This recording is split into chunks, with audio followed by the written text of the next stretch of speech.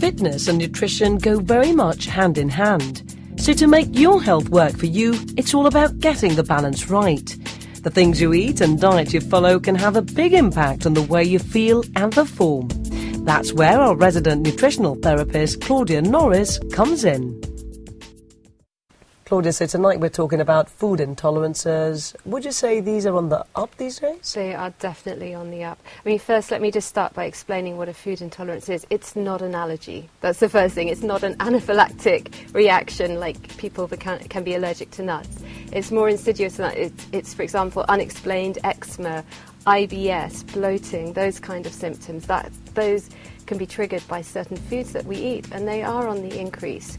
And there are a number of reasons why. For example, wheat is becoming more and more of a problem, and it's because the gluten content. Wheat used to have only 5% gluten, and now it's 50%. It's also to do with cooking methods. So, for example, bread, when we buy a loaf of bread, the chances are it may only have needed an hour's cooking, an hour's baking.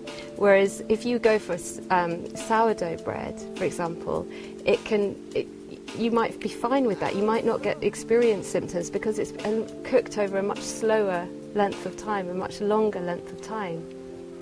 What about actually finding out what you're intolerant to? This process in itself can be quite complicated. It can be complicated, but there are some clues. So, for example, Davina, if you came to me and you said, I get bloating, I've got fluid retention, I've got joint pain, those kind of things, I've got a belly that I just can't seem to shift, that to me says wheat. If you come to me and say, my eczema's really playing up, I've got sinus pain, I get headaches, I've got a postnasal drip, and I get IBS, that could be dairy. So an easy way to find out is food elimination. So you cut out wheat or dairy totally for 10 days. If you cheat, you have to start again. Your body needs a total break. And then on day 11, have a big bowl of pasta, have a large amount of bread, that kind of thing. Or if you're testing dairy, have a big glass of milk, a big bowl of yogurt and lots of cheese, and just observe symptoms. You might find it can be quite immediate, or with skin conditions it can take a couple of days to flare up, but it can be dramatic, and then that's when there's no point.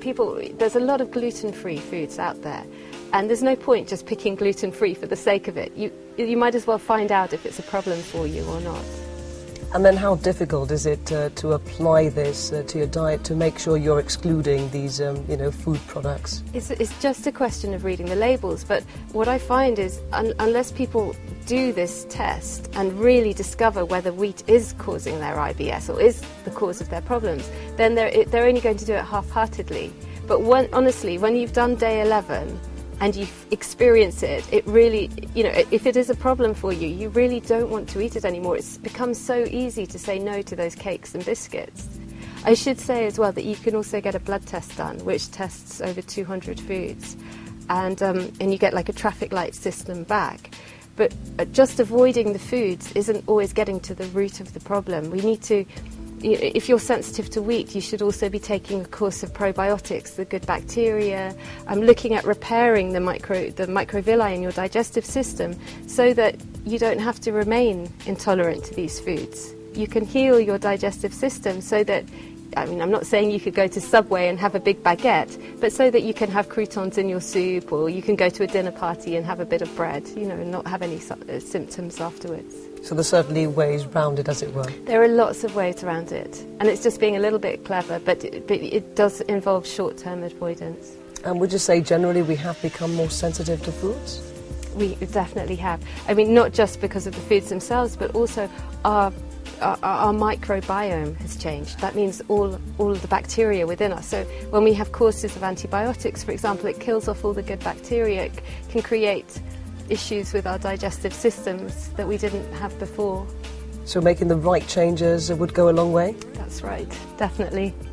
And variety as well is very important, because if you have cereal for breakfast, sandwich at lunch and pasta or pizza at dinner, that's wheat and wheat. So it's not surprising that we can develop sensitivity. So variety is really, really important.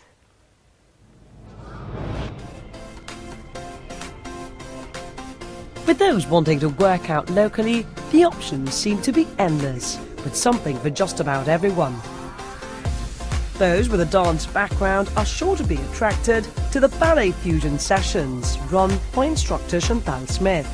These classes aim to improve your flexibility and help achieve a lean and toned physique. I've always loved to exercise myself. I used to spend a lot of time in the gym before I even qualified as a gym instructor or Pilates teacher or ballet fitness teacher.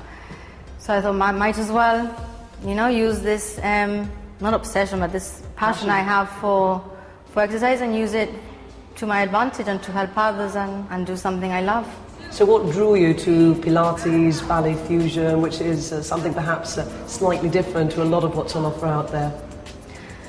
Well, I started off by actually going to Pilates classes myself, and I just went and I just found that that was my soulmate workout kind of thing. Pilates is all about core strength. Pilates, what it means is contrology. You need to, it's about controlling every movement you do, focusing on your core throughout the entire session, which is very, very hard. You need to really, and you get to use your brain a lot. It's a lot of concentration, and the results are incredible. So you really are working out at many different levels? Yes. And the good thing with Pilates is that there's a rehabilitation as well. So anyone with injuries, especially back problems, you need to be careful, you need someone to guide you through what you're doing. But I've noticed that a lot of people who come to me with injuries, they just get a lot better very soon.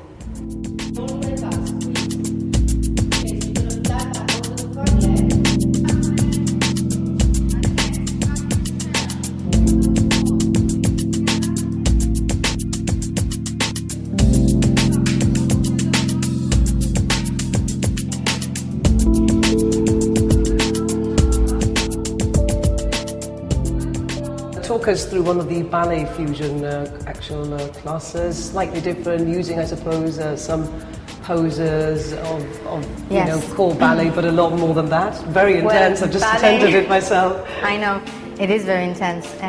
Ballet fusion is really, that's what it's called. Ballet fusion is a mix of Pilates, yoga, and dance-inspired movements. So it's not like people get put off. They think you need to have a dance background or it's ballet, with the tutus and the leotard. It's not about that at all. It's a fitness class. I really want to emphasize that it's a fitness class. It's not a dance class. You don't need to have rhythm or, people of all shapes and sizes come to the class and they all love it. Everyone who comes, they generally stay and come back. You sort of get familiar with the exercises. It's quite technical, it's fun, and you feel excellent later on during the course of the day, and you still burn a lot of calories whilst you're sleeping or at rest, because your heart rate goes up quite a lot. I really do enjoy them. I used to do ballet as a child, so for me these classes are great because it brings back memories of when I used to do ballet as a child, and I think they're really good for toning and generally keeping fit. When I first started joining Chantal's Pilates classes, I always had a lot of back and neck problems, and it really strengthens those areas. Then once I was strong and brave enough, I tried the ballet fusion, and it's just really intense, and lots of controlled movements, very graceful movements as well, so I really enjoy it. And by the end of the 45 minutes, I'm dripping with sweat, and I feel like every muscle in my body has been working. And the good thing about ballet fitness is that the exercises offer, you utilize muscle elongator techniques, okay? Which guarantee you a bulk-free muscle development. That's what I think most women want at the end of the day.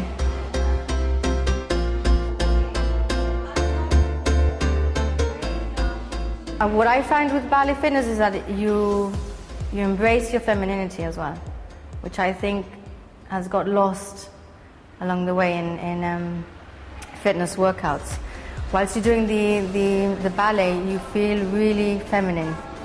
That's right, because there's a lot of graceful movements. Working on posture as well. Working on posture. You're working on your deep core muscles, the most important ones. It's a very therapeutic exercise as well.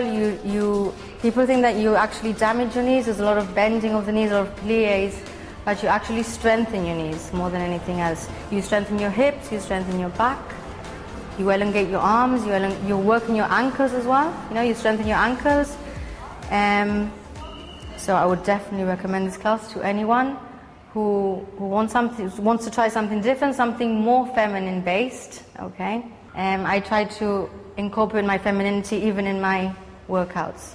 So that's why I stick to Pilates, I stick to yoga, I stick to ballet, and I try really to put all those three together in my classes.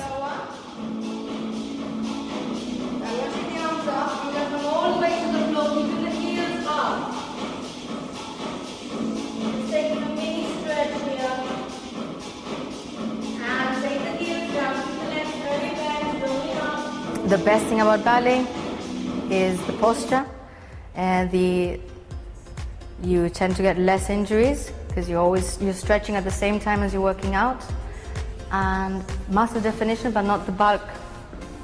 The bulk muscle definition. You get your sleek, and you do actually lose weight. You burn a lot of calories in this class, and if you don't believe me, just put on a heart rate monitor. I tell everyone that, and see how much you sweat whilst you're doing it. Basically, I find it's beautiful for your body because it's one of the exercises that really elongates the muscles, every part of your body. So I find you will, with a good nutrition, you'll end up with a lovely physique. I lead a very busy lifestyle, so for me to take 45 minutes out of my busy week to get a really good workout in, it's distressing, it's fun, and the 45 minutes just fly by. It is an intense workout. It may not look like an intense workout, but it definitely is. It gets your heart rate up, you're sweating like mad, and I would highly recommend them to anybody who wants to try them out. They're great. With regards to abilities, because you're working the core quite intensely... Well, ballet is all about core. Would you say you need to be of a certain standard before coming to one of these classes? Not really. I mean, I have people of all, like I say, I have newcomers to fitness in general. I have ex-ballet dancers, I have ex-ballet teachers, and they all find it hard. It's not like the ballet teachers out there, no, they all find it really, really hard.